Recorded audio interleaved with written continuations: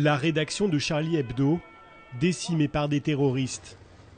La liberté de la presse, attaquée en plein cœur de Paris, avec une violence inouïe, encore jamais vue en France. C'est le jour noir de l'histoire de la presse française. C'est dément cette attaque contre Charlie Hebdo. Ce qui se joue, c'est que là, il y a un combat pour tenter d'intimider les journalistes, pour tenter de restreindre la liberté d'expression. Et la liberté d'expression, la liberté de l'information, c'est celle qui permet toutes les autres. Un massacre inimaginable.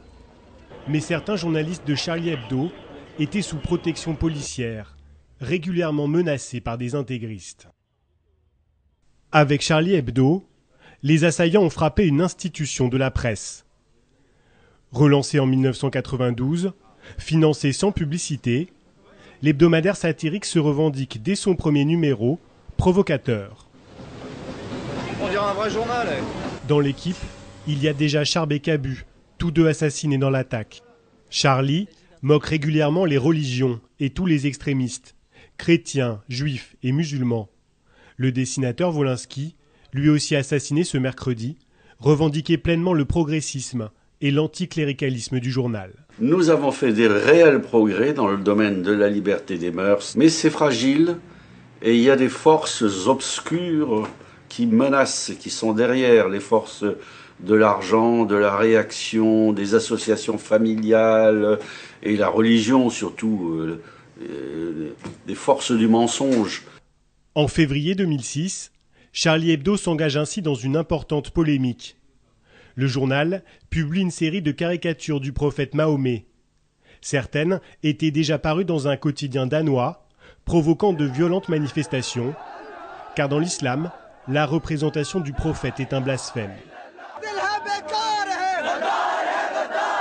En les publiant, Charlie veut ouvrir un débat sur la liberté d'expression. Son rédacteur en chef s'en explique alors dans ses colonnes. Nous sommes ouverts au débat, mais pour que le débat ait lieu, il faudrait auparavant que certains croyants arrêtent de blesser tout court ceux qui n'épousent pas strictement les mêmes convictions qu'eux et cessent de répondre au crayon et à la plume par le poignard et la ceinture d'explosifs. La publication de ces dessins donne lieu à un procès retentissant.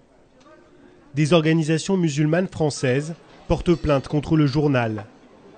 Elles dénoncent tout particulièrement sa une et la caricature la plus controversée, représentant le prophète coiffé d'une bombe.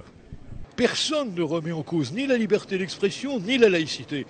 Nous estimons que ces caricatures font un amalgame scandaleux entre les musulmans et le terrorisme.